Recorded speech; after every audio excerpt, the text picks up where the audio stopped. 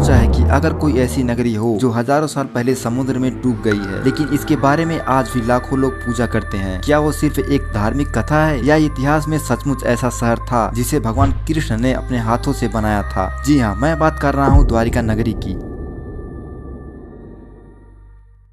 क्या आप जानते हैं कि द्वारिका नगरी सिर्फ एक शहर नहीं था, बल्कि यह एक समृद्ध, उन्नत और रहस्यमयी सभ्यता का प्रतीक था। लेकिन सवाल यह है, क्या द्वारिका सिर्फ एक पौराणिक कहानी है या फिर इसका कोई ऐतिहासिक आधार भी है? और अगर ये सच में थी तो ये आज कहाँ गायब हो गई? क्या समुद्र ने इसे निगल लिया जैसे कि पुराणों में लिखा है? मैं दयाल कश्यप, स्वागत है आपका इस वीडियो में। आज के इस वीडियो में हम द्वारिका की कहानी को गहराई से समझेंगे। हम पौराणिक कथाओं, ऐतिहासिक तथ्यों, आर्कोलॉजिकल खोजों और वैज्ञानिक शोधों के आधार पर इस रहस्यों को सुलझाने की कोशिश करेंगे। तो अगर आप तैयार है तो चलिए शुरू करते हैं इस अनोखी यात्रा को। और हाँ, अगर आपको यह वीडियो पसंद आए तो वीडियो लाइक करके चैनल को सब्सक्राइब जरूर करें। चलिए अब डुबकी लगाते हैं द्वारिका के रहस्यमय संसार में।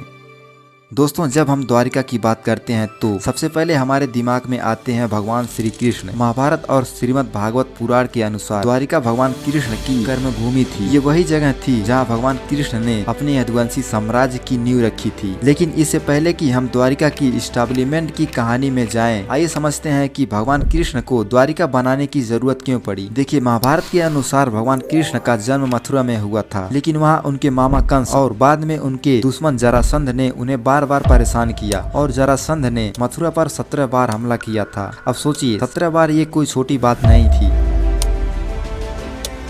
भगवान श्री कृष्ण एक महान योद्धा का अवतार थे, लेकिन वो नहीं चाहते थे कि उनकी प्रजा युद्ध की आग में झुलसे। इसलिए उन्होंने एक स्मार्ट निर्णय लिया। वो मथुरा छोड़कर एक नई नगरी बसाने का डिसीजन लिया जो सुरक्षित हो, समृद्धि हो और जहाँ से वो अपने लोगों को रक्षा कर सके। और इस तरह भगवान श्री कृष्ण ने समुद्र के किनारे आज के गुजरात में द्वारिका को चुना। लेकिन ये कोई साधारण शहर नहीं था। पुराणों के अनुसार भगवान श्री कृष्ण ने समुद्र देवता वरुण से प्रार्थना की कि वो उन्हें थोड़ी सी जमीन दे दें, और वरुण देव ने समुद्र को पीछे हटने का आदेश दिया। इस तरह समुद्र से निकली जमीन पर द्वारिका नगरी बनी, जिसका वर्णन श्रीमद् भागवत पुराण और हरिवंश पुराण में द्वारिका का वर्णन बहुत ही शानदार तरीके से किया गया है। और द्वारिका नगरी को स्वर्ण नगरी भी कहा गया है। इस शहर में सोने, चांदी और रत्नों से सजे महल थे और सोने की चौड़ी सड़कें थी, जहाँ 7 लाख से ज्यादा महल थे। और यही भगवान श्री कृष्ण ने अपना विश्व विख्यात सुदर्शन चक्र स्थापित किया था। और यहाँ की सुरक्षा स्वयं इतनी एडवांस थी कि कोई दुश्मन आसानी से नहीं घुस सकता था। इसे द्वारों की नगरी भी कहा जाता था, क्योंकि इसके कई प्रवेश द्वार थे जो इसे एक किले की तरह बनाते थे। यहाँ तक कि द्वारिका में एक खास प्रणाली थी जिसे आज टाउन प्लानिंग कह सकते हैं। और यहाँ तक कि बंदरगाह भी था जो इसे उस समय का एक प्रमुख व्यापारिक केंद्र बनाता था। और श्रीमद् भागवत के अनुसार द्वारिका 12 योजन यानी लगभग 96 किलोमीटर में फैला था।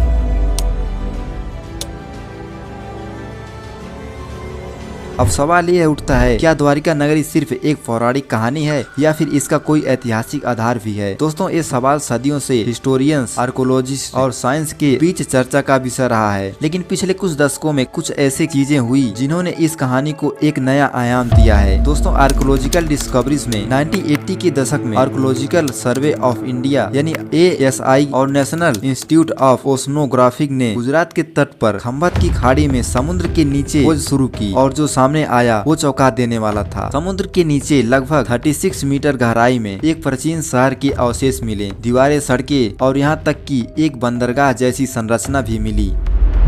इन अवशेषों की कार्बन डेटिंग से पता चला कि ये लगभग 9500 साल पुराने हैं। अब ये बहुत बड़ी बात है, क्योंकि अगर ये सच है तो द्वारिका न सिर्फ भारत की बल्कि दुनिया की सबसे पुरानी सभ्यताओं में से एक हो सकती है। लेकिन क्या ये वाकई द्वारिका है?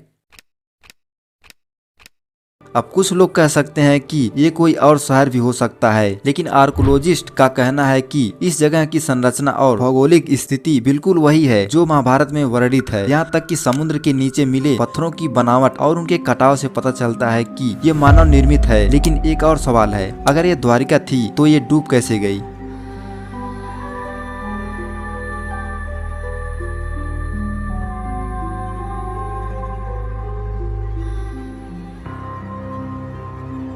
महाभारत में लिखा है कि जब भगवान श्री कृष्ण जब अपना देह त्याग देते हैं तब द्वारिका को समुद्र ने निगल लिया। लेकिन साइंटिस्ट का मानना है कि ये किसी प्राकृतिक आपदा जैसे सुनामी या समुद्र के स्तर में वृद्धि के कारण हो सकता है। दोस्तों द्वारिका सिर्फ एक धार्मिक या राजनीतिक केंद्र नहीं था, बल्कि यह एक व्यापारिक महाशक्ति भी था। पुराणों में बताया गया है कि द्वारिका का पोर्ट उस समय के सबसे एडवांस पोर्ट में से एक था। यहाँ से merchant ship middle east, Africa और यहाँ तक कि यूरोप तक जाते थे। द्वारिका की अर्थव्यवस्था समुद्र व्यापार पर आधारित थी। यहाँ से मोती, रत्न, कपड़े और मसाले निर्यात किया जाते थे। इसके बदले में सोना, चांदी और अन्य कीमती सामान आयात होता था। ये शहर इतना समृद्धि था कि इसे स्वर्ण नगरी कहा जाता था। और तो द्वारिका की नगरी भी बहुत समृद्ध थी। यहाँ के लोग कला, संगीत और नृत्य के शौकीन थे। भगवान श्री कृष्ण स्वयं एक महान संगीतकार थे, क्योंकि हम सभी को मालूम है उनकी बांसुरी की धुन अभी भी वर्ल्ड फेमस है। और द्वारिका के मंदिर, सभाएं और फेस्टिवल उस समय की सफल सांस्कृतिक परंपराओं को दर्शाते थे। लेकिन दोस्तों इतना कुशल, समृद्ध, शांति द्वारिका का अंत क्यों हुआ और उसके रहस्य क्या है?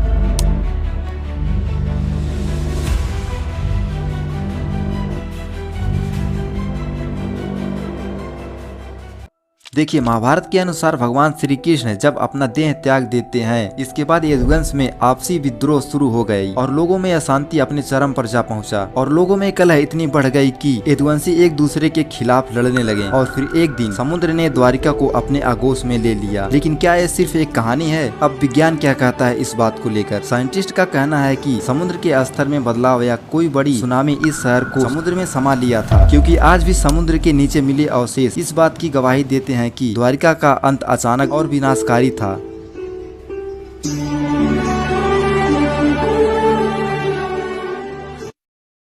और आज की द्वारिका गुजरात का एक प्रमुख तीर्थ स्थल है। यहाँ का द्वारिकाधीश मंदिर भगवान कृष्ण का एक प्रमुख मंदिर है, जहाँ हर साल लाखों भक्त दर्शन के लिए आते हैं। ये मंदिर न सिर्फ धार्मिक महत्व रखता है, बल्कि ये हमें उन प्राचीन सभ्यता की याद दिलाती है जो कभी यहाँ फल फूल रही थी। और आज द्वारिका एक लोकप्रिय पर्यटन स्थान भी है। यहाँ से समुद्र तट, मंदिर और प्राचीन अवशेष पर्यटकों को आकर्षित करते हैं। यहाँ का गोमती घाट इसे एक पवित्र स्थल माना जाता है, जहाँ गोमती नदी अरब सागर से मिलती है। ऐसा माना जाता है कि यहाँ स्नान करने से सारे पाप धुल जाते हैं। और नागेश्वर मंदिर भी बहुत ही ज्यादा फेमस है, क्योंकि भारत के 12 ज्योतिर्लिंगों में से एक है। इसकी प्रसिद्धि मुख्य रूप से भगवान शिव के इस रूप से जुड़ी है। तो दोस्तों ये थी द्वारिका नगरी की कहानी, एक ऐसी कहानी जो पौराणिक कथाओं, इतिहास और विज्ञान का अनोखा संगम है। द्वारिका हमें सिखाता है कि हमारी सभ्यता कितनी समृद्धि और उन्नत थी, लेकिन साथ ही हमें ये भी सिखाती है कि प्रकृति के सामने कोई भी कितना भी शक्तिशाली क्यों ना हो, उसे झुकना पड़ता है। अब मैं आपसे जानना चाहता हूँ कि क्या आपको लगता है कि द्वारिका वाकई में थी या फिर ये कोई एक पौराणिक कहानी है? और अगर आप कभी द्वारिका गए हो तो वहाँ का आपका अनुभव कैसा रहा, नीचे कमेंट में जरूर बताएं। और हाँ, अगर आपको ये वीडियो पसंद आए तो चैनल को सब्सक्राइब जरूर करें। इससे दोस्तों मुझे मोटिवेट मिलता है और मैं आपके लिए बेहतर से बेहतर नॉलेजेबल वीडियो लाता रहूँ। तो मिलते हैं दोस्तों अगली वीडियो में एक और दिलचस्प कहानी के साथ।